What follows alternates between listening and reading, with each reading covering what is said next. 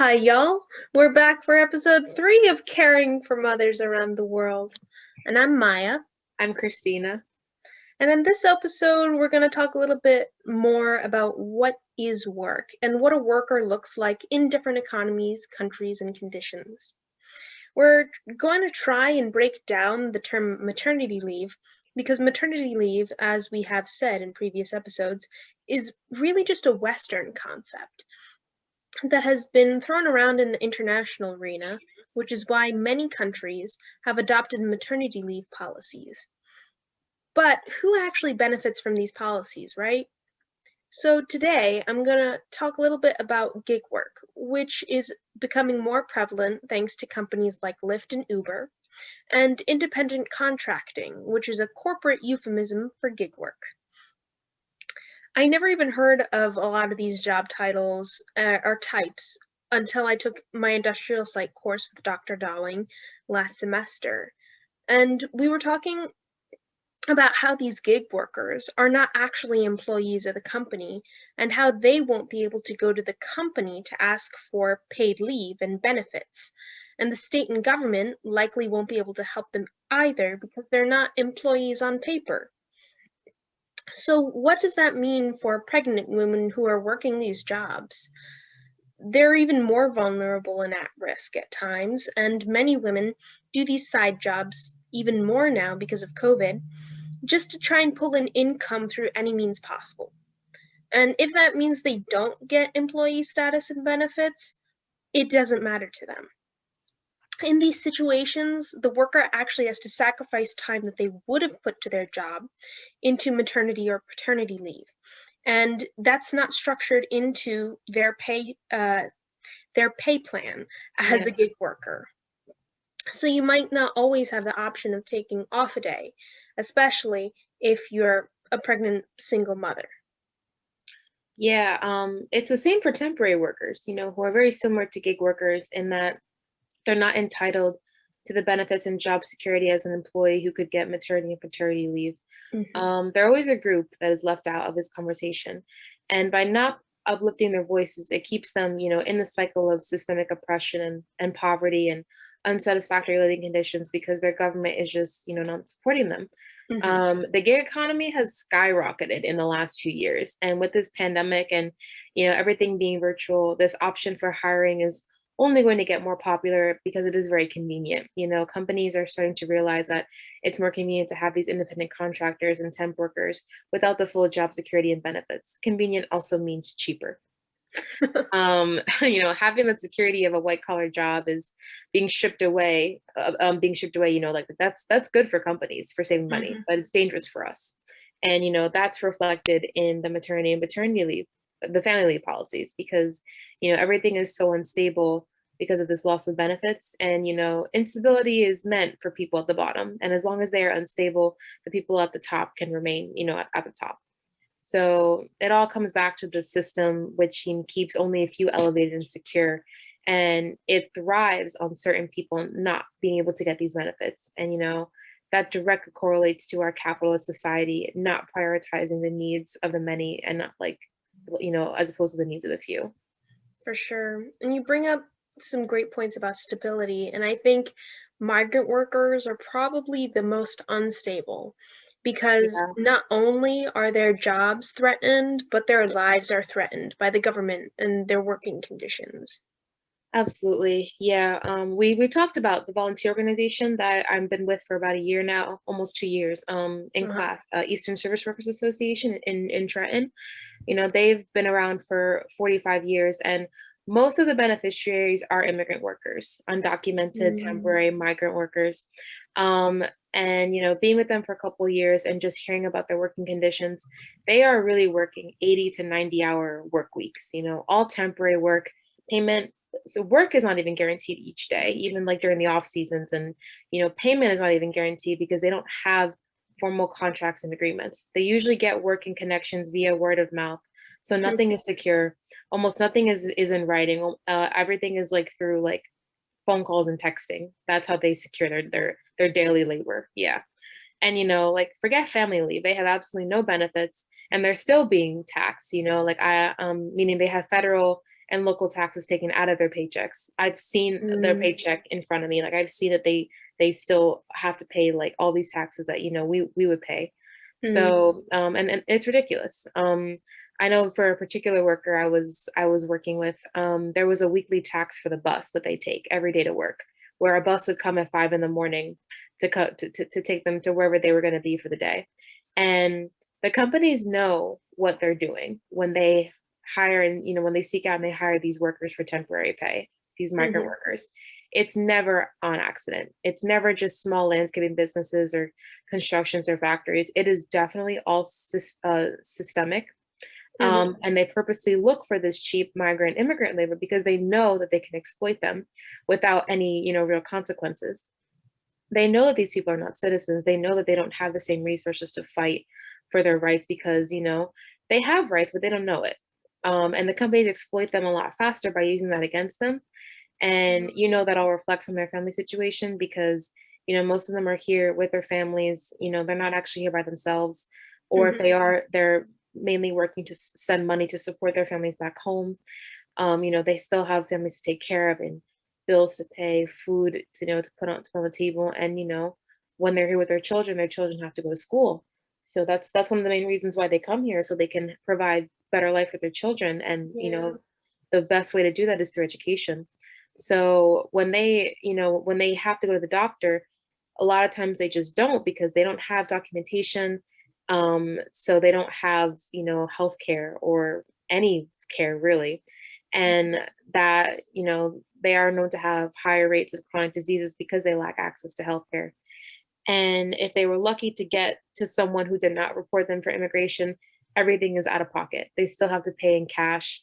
So they look for organizations like ESWA to help them get these resources Mhm. because these companies, they're not designed to help these workers. So they struggle, 10 times as much compared to someone who just is simply born here. They have documentation. They have like the entitlement for rights.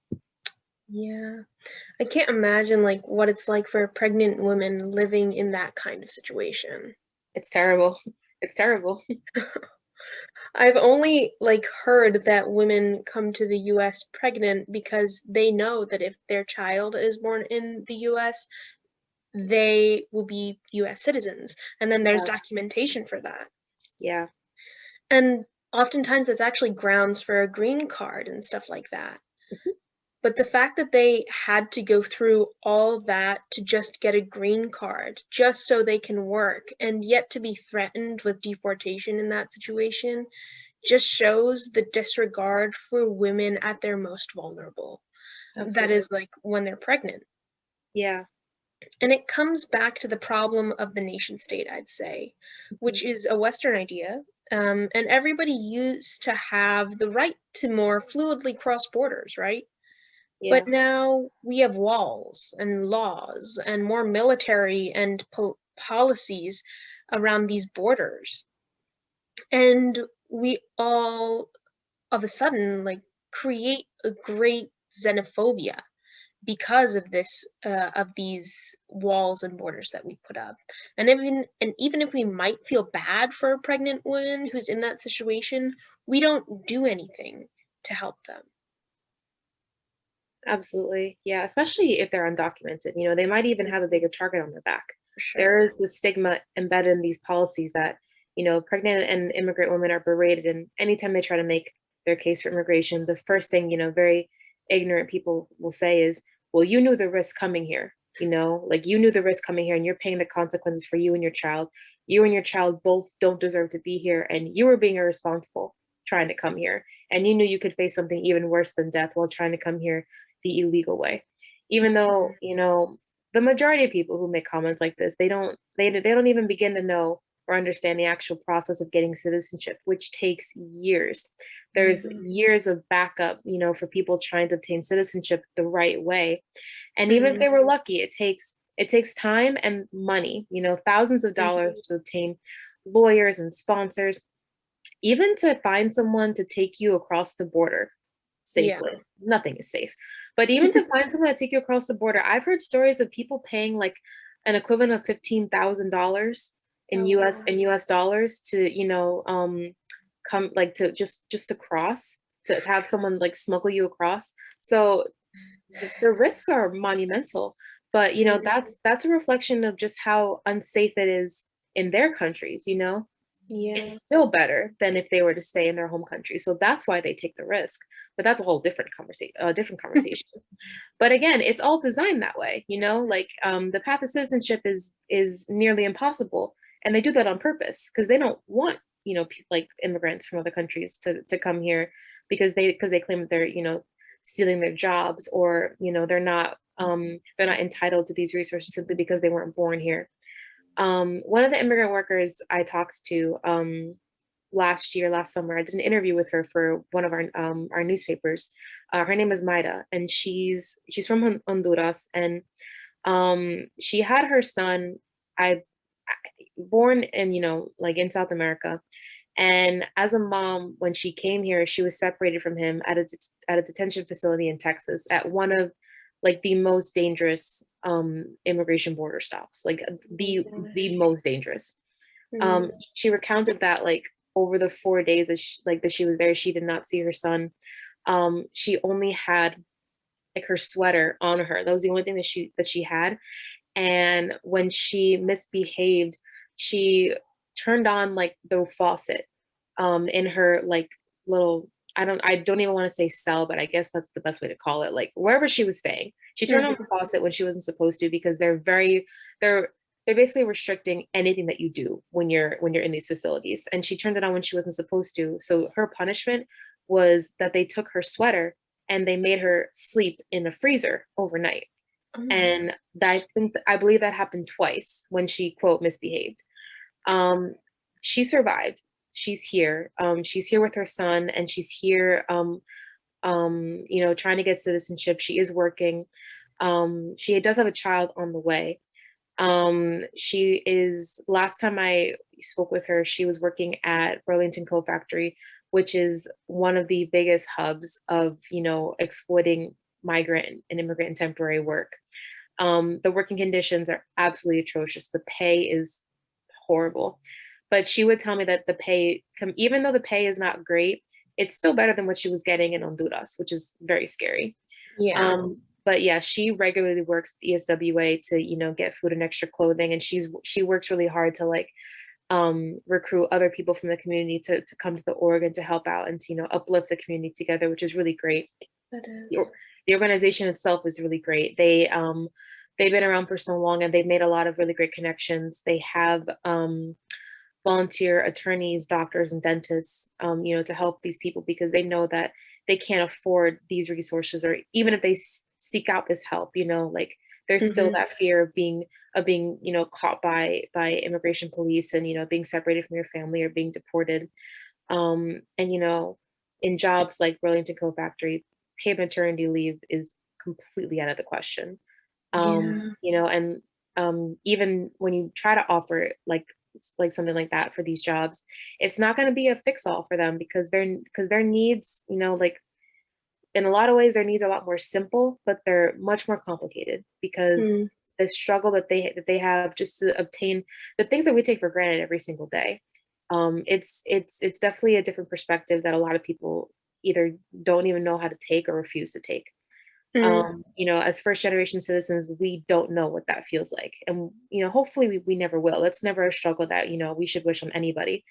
But it's important to recognize that we will never know that experience because we just have the privilege of being born here. And yeah. that's a testament to our good fortune, but also to the cruelty of the entire system. You know, Mm, and under what circumstances is that cruelty deserved? You know, like mm, they come here because living conditions for women in their native country are so much worse than whatever they could bear, you know, trying to come here without citizenship. You know, it's so much less severe than what they could be facing there. I remember Maida telling me that both her and her husband were working in factories in Honduras, and mm. they were so against unions that they were being, you know, threatened like for their life if they tried to Oh, unionize. So that just goes to show, like, you know, um, different countries yield just different takes on life. So the risk coming here, like, far outweighed whatever would have happened if they stayed there. And when you grow yeah. up in this country, you know, you unfortunately just it's natural to have this sense of entitlement, individualism, and capitalism because that's all we know, and that ends up Mhm. superseding the need for compassion and humanity in a lot of people. But through a transnational perspective, we need to take away what we know, and we need to do a little bit of unlearning. You need to Mhm. be able to have an open mind and learn about someone else's perspective and their needs and where they're coming from, and that's fine. That's good because fear and xenophobia, it runs rampant and it manifests itself in many different ways. And even postmodern feminists don't even realize that they are preaching the patriarchy when they try to induce change, and they don't realize that they also fear change. So because it involves being uncomfortable and having these tough conversations to uplift like the voices of these minorities and marginalized groups, it's a really big step that it's necessary, but it's hard. Yeah. I think a good approach for transnational feminism when it comes to like caring for mothers around the world um, would be through the creation of like a global citizen. And we Yeah. don't see that. And the fact that we view people from another country as alien or immigrant and migrant and label them as illegal discredits the fact that they're actually humans too. Yeah. And they have health problems and families and children, like you said. And yet it's like their emotions and problems are less important than the fact that they're citizens of maybe a different country. And I think going forward, transnational feminist movements should push for these global, guaranteed international human rights, not just rights that can be applied to each country in like reforming the law of that country, but those that are for the intersection of people and those people who are living on the border of two different countries. Like, how do you identify them and how do you care for them? Yeah. And once we find ways to do that, like maybe we can care for these more marginalized women and groups.